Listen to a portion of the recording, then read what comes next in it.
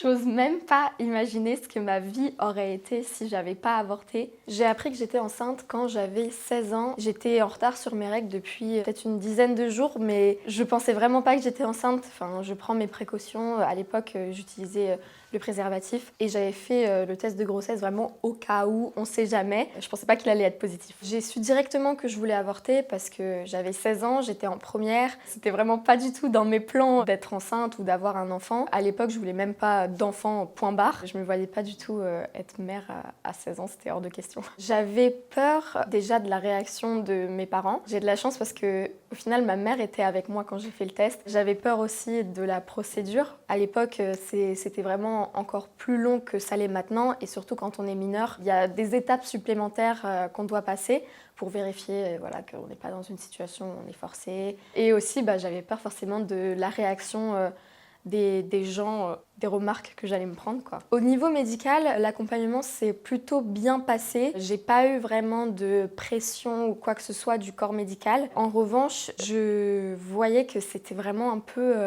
C'était un peu la honte quand je suis allée faire ma prise de sang. Tout le monde chuchotait. Quand je suis allée au planning familial, c'était pareil. C'était « Ah oui, d'accord, ok ». C'était pareil quand je suis allée à l'hôpital ensuite pour aller voir la gynéco. Mais je sentais qu'il y avait un fort tabou à ce sujet-là, quoi. Je pense que le tabou était encore plus présent comme j'étais jeune et surtout mineure. Parce que non seulement il y a le tabou de l'avortement, mais il y a aussi le tabou des relations sexuelles quand on est mineur. Et quand j'ai fait des interviews l'année dernière, je suis passée sur plusieurs médias pour parler d'IVG et du coup de revenir sur mon expérience. J'ai vu dans les commentaires ah ouais mais de toute façon à cet âge-là qu'est-ce qu'elle foutait à coucher à droite à gauche, elle avait qu'à fermer ses cuisses.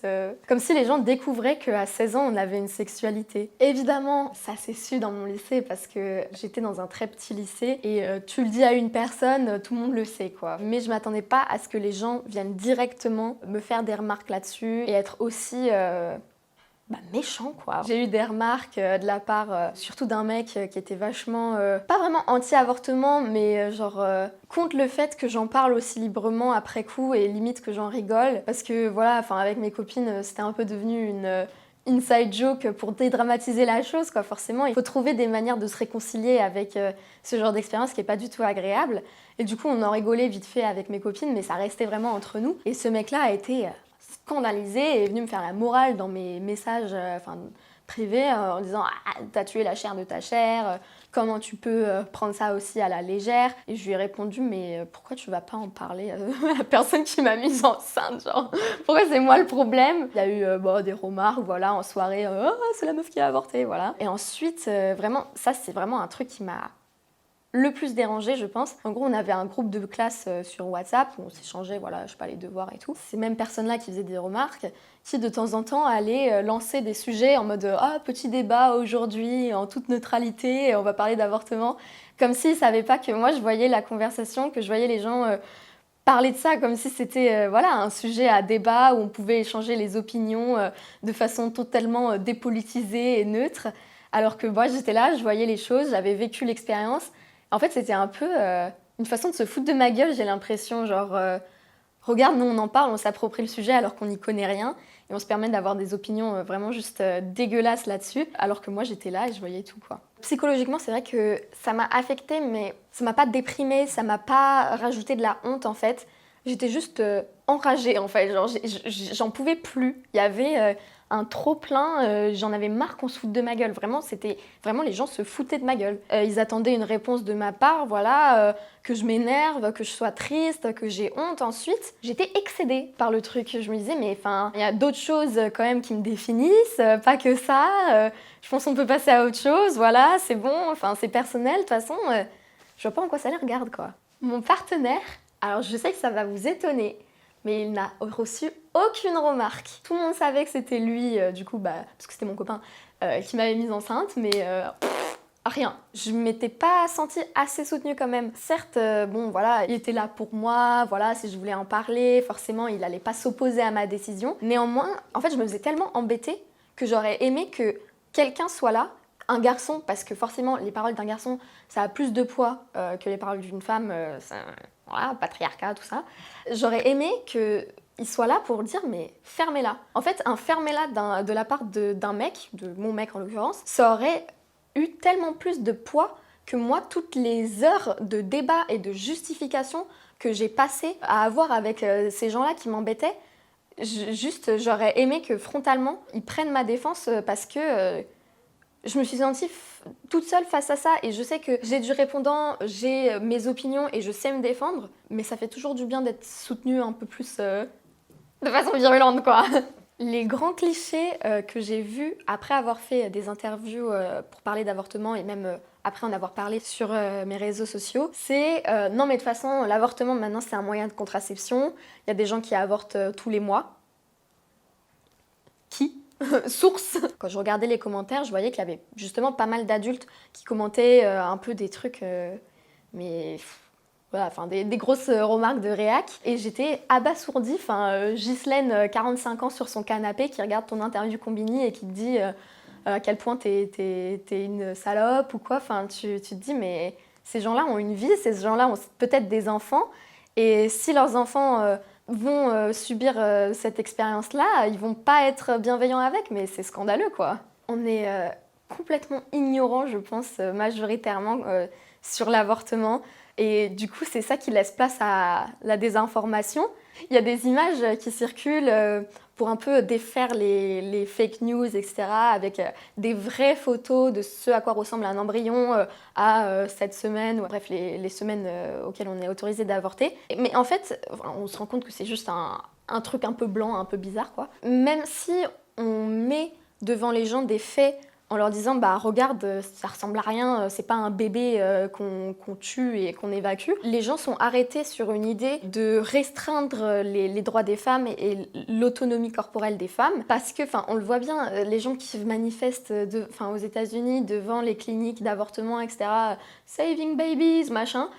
Ils en ont rien à foutre des enfants qui meurent de la pauvreté, des enfants qui meurent de faim, des enfants LGBT qui sont virés de chez eux et qui se retrouvent à la rue, etc. Ça, ils en ont rien à faire. Le sujet principal, c'est vraiment enfermer les femmes dans un carcan reproductif. C'est des poules pondeuses et voilà quoi.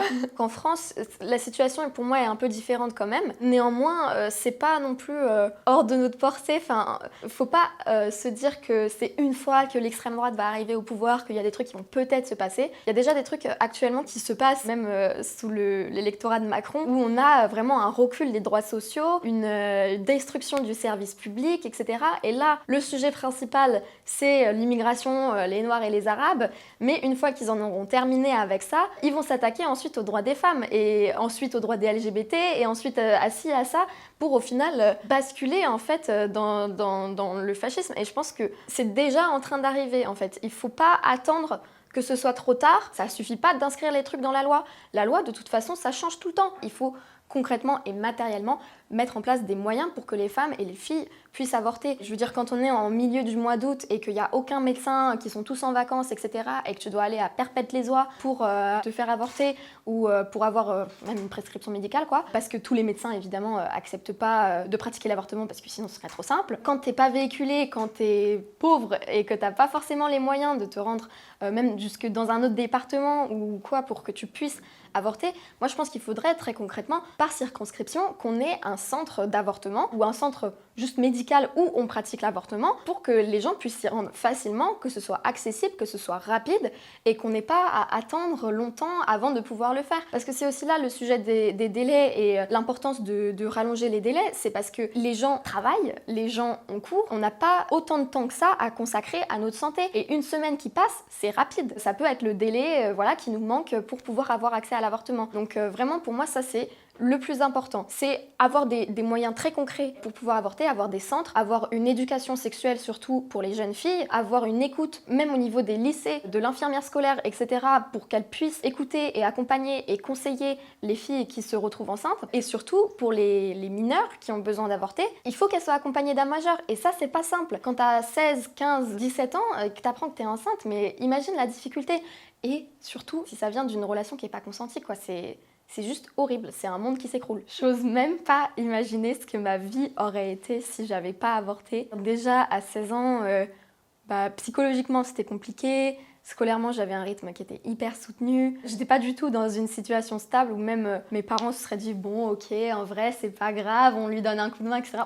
Non, pas du tout. Je pense, c'est hyper dur ce que je vais dire, mais je pense honnêtement que je me serais suicidée. Et je pense que c'est le cas de beaucoup de personnes qui n'ont pas accès à l'avortement. Les femmes se mettent en danger quand elles n'ont pas accès à l'avortement de façon légale. Boire énormément d'alcool pour essayer de faire une fausse couche, se jeter dans les escaliers. Ça, c'est des mises en danger, tu peux mourir. L'avortement, il y a des gens qui le vivent bien, comme moi, ou juste ils se disent, ok, c'est une procédure médicale, voilà, il y a quelque chose qui m'est arrivé, c'était pas forcément prévu, bon, j'avorte, je passe à autre chose. Il y a des gens qui le vivent vraiment comme un drame.